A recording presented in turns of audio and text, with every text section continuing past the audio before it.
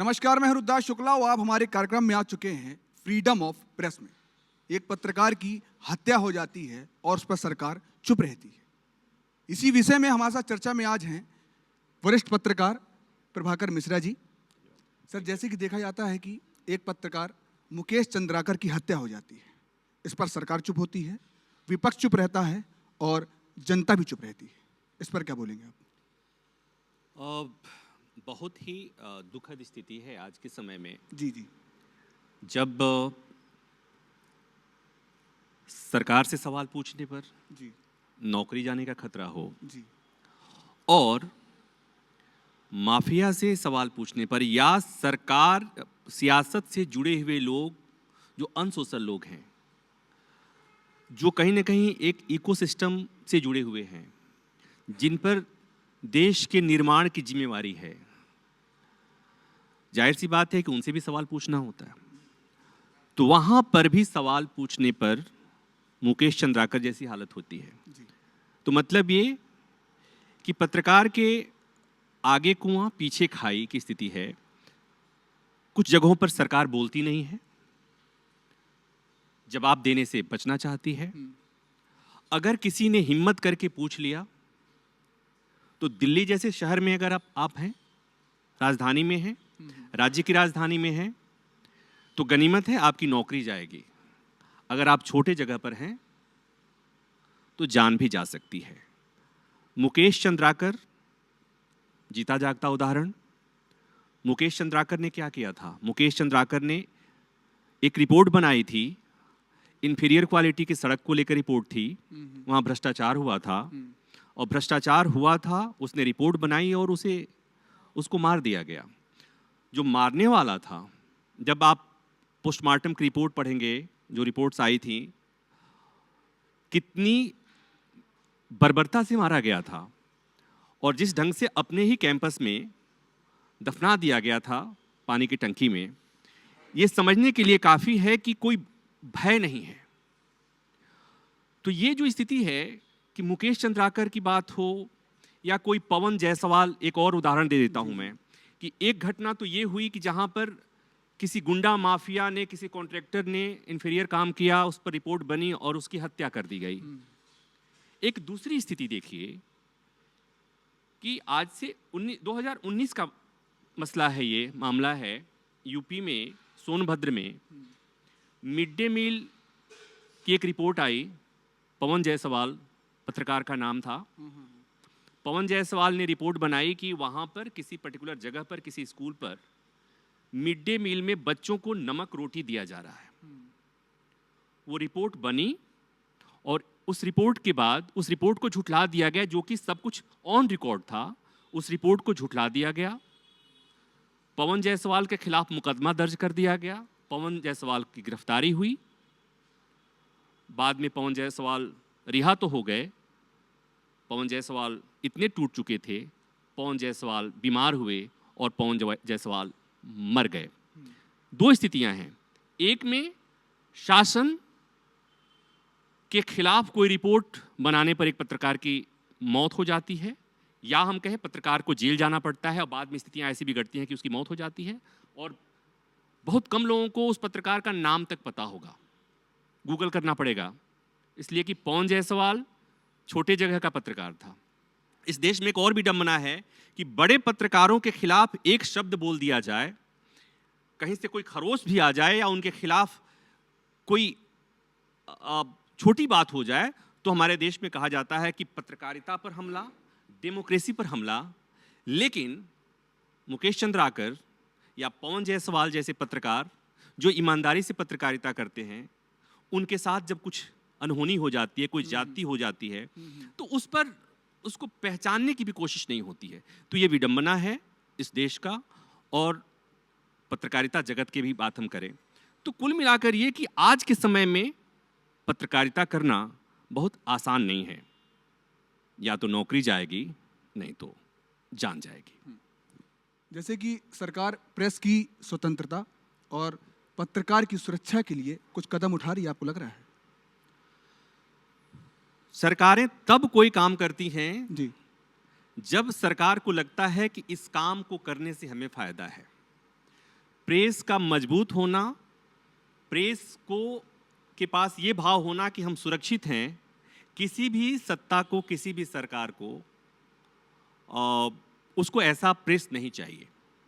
इसलिए कि प्रेस जब निष्पक्ष होता है, प्रेस जब मजबूत होता है, पत्रकार को किसी बात का भय नहीं होता, तो पत्रकार सवाल पूछता है, और जब वो पत्रकार सवाल पूछता है तो उसका जो फोकस होता है और उसकी जो दिशा होती है सामान्यतया सरकार की तरफ होती है, सत्ता की तरफ होती है।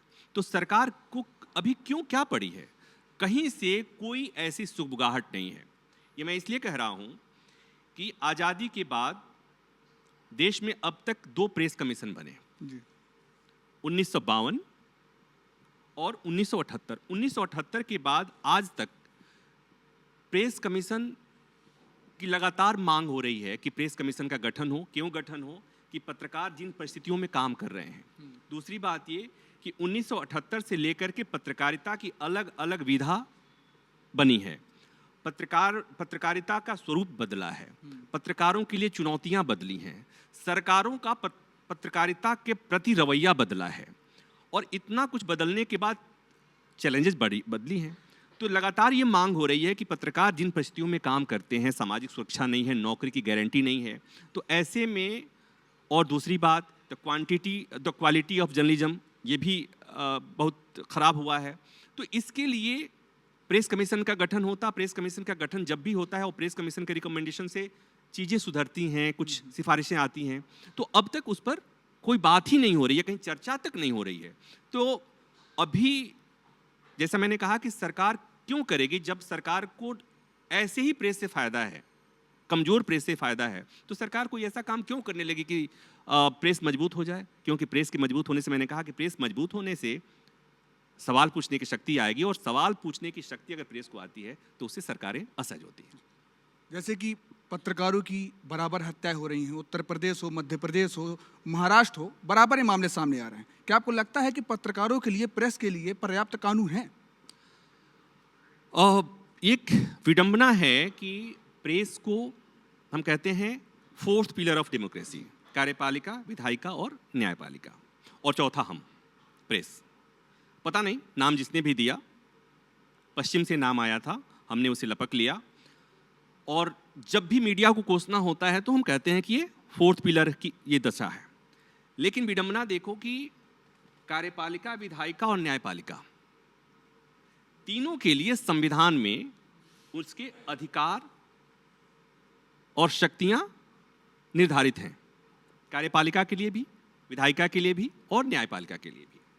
विधायिका है, किसी सांसद, किसी विधायक के खिलाफ आप कुछ सवाल पूछ लें और उसे वो पसंद नहीं, तो आपके खिलाफ विशेषाधिकार हनन का नोटिस आ सकता है, आपको बुलाया जा सकता है, आपको सजा हो सकती है। कार्यपालिका कानून लागू करने की जिम्मेवारी होती है। कानून लागू कराने की जिम्मेवारी मतलब उस सिस्टम में जितने लोग होते हैं कार्यपालिका का हिस्सा होते हैं। आप किसी मंत्री से सवाल पूछ लो, आप किसी अधिकारी से सवाल पूछ लो, तो बहुत एक सामान्य सा है। अगर आप किसी जिलाधिकारी से कोई सवाल पूछते हैं जो कार्यपालिका का अंग होता है, इसलिए कि उसे नीतियां लागू करने में उसका भी योगदान होता है, जैसे आप ये सवाल पूछते हैं और वो सवाल का जवाब नहीं देना चाहता है, तो उसके पास सरकारी काम में बाधा डालने का मुकदमा दर्ज कराने का अधिकार है। वो आपके खिलाफ मुकदमा दर्ज कर सकता है। तो ये हो गया कार्यपालिका और विधायिका, ये संविधान में प्रदत्त शक्तियां और वो दिया हुआ है, संविधान में दिया हुआ है। उसके बाद आती है बात न्यायपालिका की। न्यायपालिका के खिलाफ आप जैसे कुछ बोलते हैं, आपके खिलाफ कंटेम्प्ट ऑफ कोर्ट हो सकता है, सजा हो सकती है। अब ये 3 अंगों के लिए मैंने कहा कि संविधान में सब जगह लिखा हुआ है, और आपके लिए क्या लिखा हुआ है? तो आपके लिए संविधान में जो एक आम आदमी को जो विचार अभिव्यक्ति की स्वतंत्रता है संविधान के अनुच्छेद 19(1) में, वही मीडिया को भी अधिकार दिया गया है। इसके अलावा कहीं भी अतिरिक्त शक्तियां नहीं दी गई हैं। अब आप सोच के देखिए कि कार्यपालिका, विधायिका और न्यायपालिका से सवाल करने का काम आपका है, उनके पास तमाम हथियार दिए गए हैं कानूनी तौर पर सुरक्षा के, और आपको निहत्था रख दिया गया। जिम्मेवारी क्या दी गई कि आप चौथा स्तंभ है, वॉचडॉग है, आप उनसे सवाल पूछेंगे, और सवाल जब पूछेंगे तो उनके पास तो तमाम तरह के कानून हैं। तो आप सोचिए कि इतनी बड़ी जिम्मेवारी दे दी गई, कहते हैं कि लोकतंत्र के सफल संचालन के लिए मीडिया का सक्रिय जागरूक होना बहुत जरूरी है, मीडिया का एक्टिव होना बहुत जरूरी है। क्यों जरूरी है? कि मीडिया का एक काम है कि अगर विधायिका अच्छा काम नहीं करती है तो विधायिका के अच्छे के काम का मूल्यांकन करना, लोगों को बताना, पब्लिक ओपिनियन बताना। कार्यपालिका अच्छा काम नहीं करती है, उन कमियों को इंगित करना। न्यायपालिका भी अगर अपने काम में कहीं चूकती है तो बताना। और जब भी आप किसी के काम को बताते हैं और कमियां दिखाते हैं या सवाल पूछते हैं तो सामने वाला असहज होता है। तो सामने वाला कार्यपालिका असहज हो सकती है, विधायिका असहज हो सकती है, न्यायपालिका असहज हो सकती है, और आपके पास सुरक्षा के नाम पर कुछ नहीं है। तो केवल और केवल मीडिया के पास कर्तव्य है, शक्तियां नहीं है। असहाय मीडिया को के ऊपर इतनी बड़ी जिम्मेवारी दी गई कि आप पूछो, आप मीडिया, आप मंत्री से सवाल पूछो, आप विधायक से सवाल पूछो, आप जज से सवाल पूछो, आप डीएम से सवाल पूछो, लेकिन जैसे आप पूछते हो उसके बाद की स्थिति क्या होती है सब देखते हैं। तो सर, क्या ये मान लिया जाए जिस हिसाब से 1992 से 2025 तक 67 पत्रकारों की हत्या हो गई, और क्या आगे भी होती रहेगी? जैसा मैंने कहा कि पत्रकार की हत्या के बाद केवल प्रेस क्लब में सभा होती है, या शोक सभा होती है, या कहीं विरोध स्वरूप कहीं जुलूस निकल जाता है, कहीं प्रदर्शन की रैली निकल जाती है। इससे ज़्यादा कहीं कुछ होता नहीं है। तो जब एक के बाद एक घटना घटी, मुकेश चंद्राकर की जब हत्या हुई और उसके बाद से दिल्ली में प्रेस क्लब में एक सभा हुई थी, मैं गया था उसमें, और विडंबना देखिए कि इतनी बड़ी खबर थी, देश के जो मूर्धन्य पत्रकार हैं उनमें से एक दो को छोड़कर वहाँ पर लोग नहीं आए थे, वहाँ पर लोग नहीं आए थे। मैंने कहा पवन जायसवाल के मामले में दिल्ली में सभा तक नहीं हुई थी। बिहार के एक पत्रकार को राजीव रंजन, उनको जलाकर मार दिया गया था। ऐसे पत्रकारों के साथ जब कुछ घटना घटती है तो जो एक अपरोर होना चाहिए, जो एक आउटक्राई होनी चाहिए, जो लोगों में गुस्सा होना चाहिए, एक आक्रोश होना चाहिए, दुर्भाग्य से न मीडिया के लोगों में है न आम जनता में है। और जब ये गुस्सा नहीं होता, इस देश में कानून एक ही स्थिति में बनता है, जब जनता सड़क पे आती है या उस प्रोफेशन से जुड़े हुए लोग सड़क पे आते हैं। और हम तो अपने बारे में बोलते ही नहीं हैं, हम अपनी मांगों के लिए आवाज़ नहीं उठाते हैं। तो जब हम अपनी मांगों के लिए आवाज़ ही नहीं उठाएंगे तो ऐसे ही मुकेश चंद्राकर, कोई राजीव रंजन, कोई पवन जायसवाल ऐसे ही मरते रहेंगे। ये सिलसिला रुकने का तो मुझे कहीं दूर दूर तक नहीं दिख रहा है। अब बात ये है कि कभी तो कहते हैं ना कि उम्मीद पर दुनिया कायम है, वो घड़ी कभी तो आएगी। ये सिलसिला, मैं नहीं मानता कि ये सिलसिला यूं ही चलता रहेगा, चीज़ें बदलेंगी।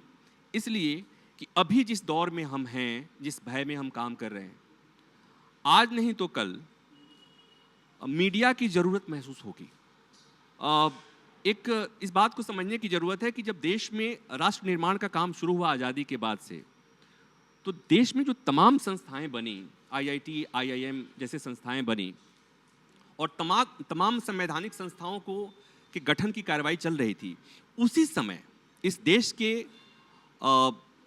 जो फादर्स थे उन्होंने महसूस किया कि इस देश में स्ट्रॉन्ग मीडिया की ज़रूरत है। और तब मैंने कहा कि पहले द फर्स्ट प्रेस कमीशन का गठन हुआ 1952 में। वो क्यों गठन हुआ? कि सवाल पूछने की ज़रूरत है।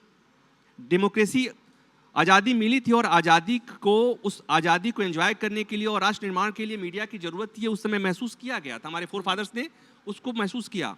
और अब हम जब इस बुरे स्थिति में हैं तो मुझे लगता है कि वो स्थिति आएगी जब लगेगा कि नहीं, मीडिया तो खत्म हो रही है, पत्रकार डरे हुए हैं, पत्रकारों की हत्या हो रही है, ऐसे में तो कुछ नहीं बचेगा।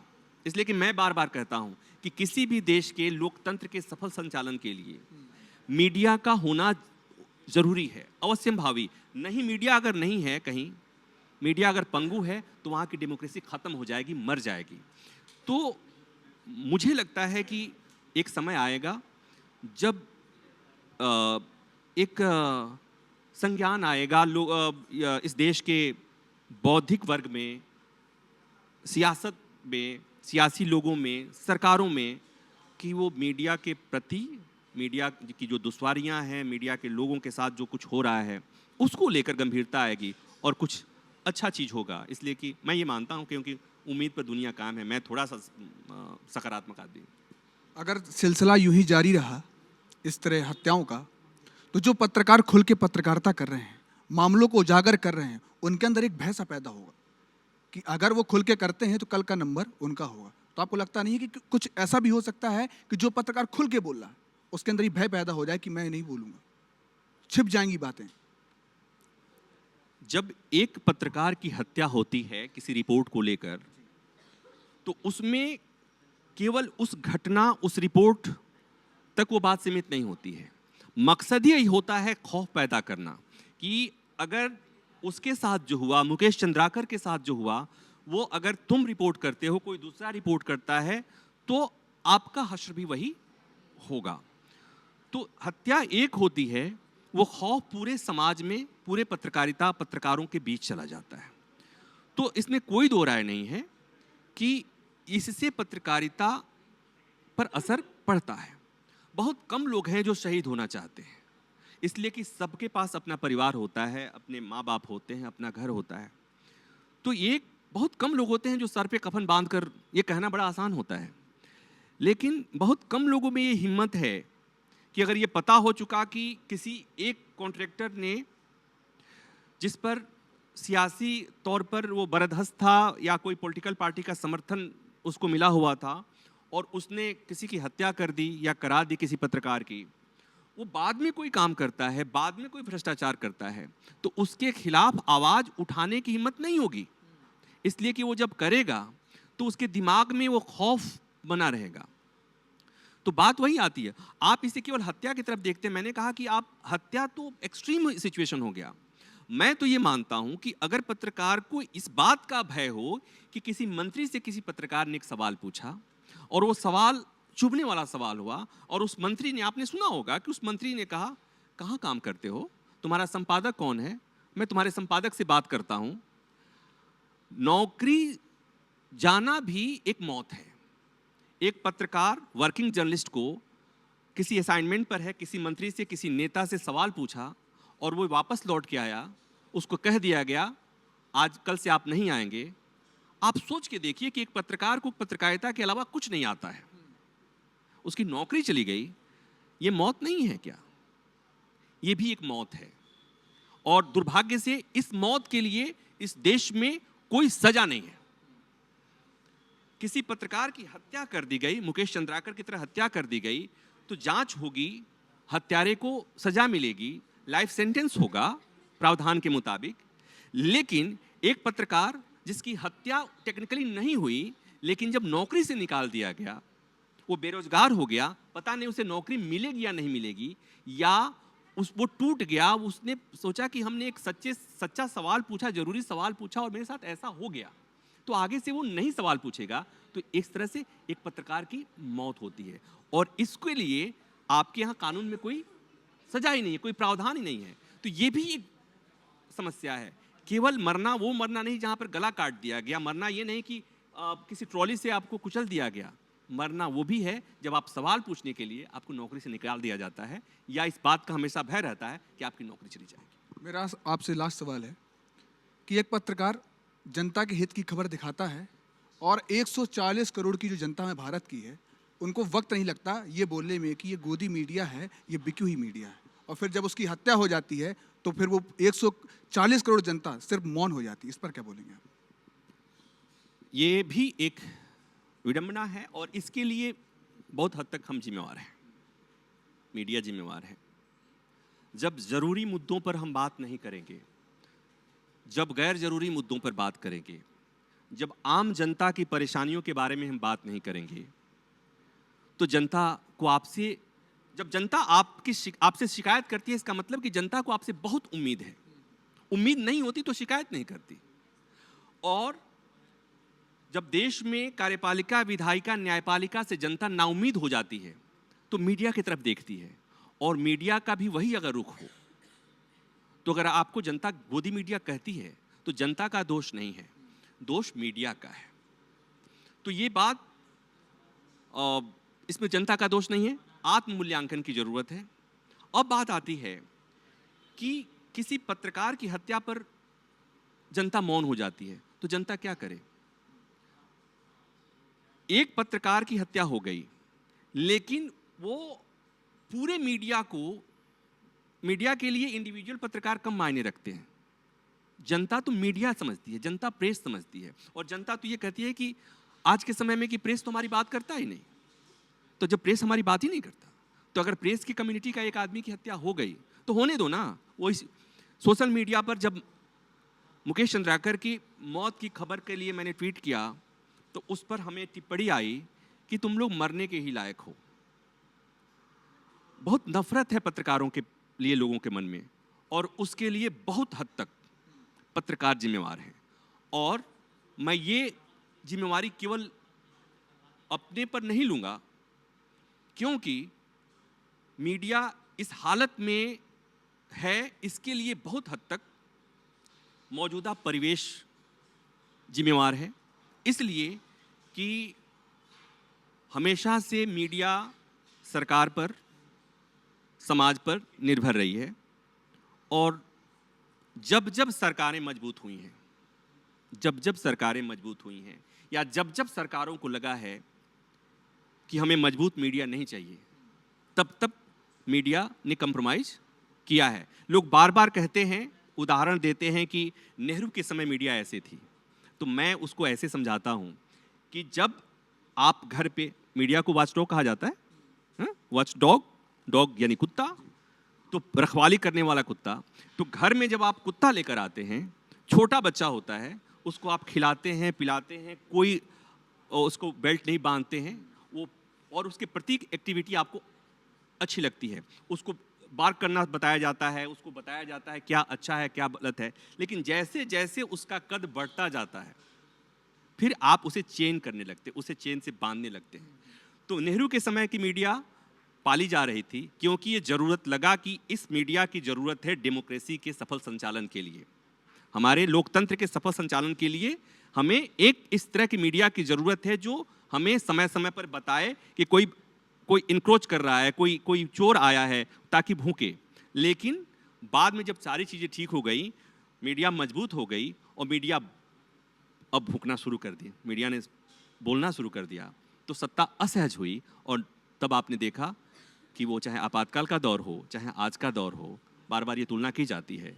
आडवाणी जी ने कहा था आपातकाल के दौरान कि मीडिया को कहा गया था झुकने के लिए, तो मीडिया रेंगने लगी थी। उसके बाद फिर मीडिया रिवाइव कर गई, फिर आज मीडिया का बुरा दौर है। तो मुझे लगता है कि वो घड़ी जब फिर आएगी, जब मीडिया अपने कर्तव्यों को ठीक से निभाएगी, मीडिया तब गोदी मीडिया नहीं कही जाएगी, और तब किताबों में ऐसा लिखा जाएगा कि 2024-25 के आसपास मीडिया की हालत बहुत ख़राब थी, और इस दौर के किस्सों को बताया जाएगा, और उस समय कहा जाएगा कि आज पहले से हम बहुत अच्छी स्थिति में हैं, आज की मीडिया बहुत अच्छा काम कर रही है। बहुत बहुत धन्यवाद आपका चर्चा में Thank you. जुड़ने के लिए। Thank you. देखने वाली बात अब ये होगी कि आने वाले समय में क्या ये मामले थमेंगे या बराबर ऐसे ही होते रहेंगे। हमारे इस खास कार्यक्रम में जुड़ने के लिए आपका बहुत बहुत धन्यवाद, और फिर मिलते हैं अगले सप्ताह आपसे नए मामले के साथ।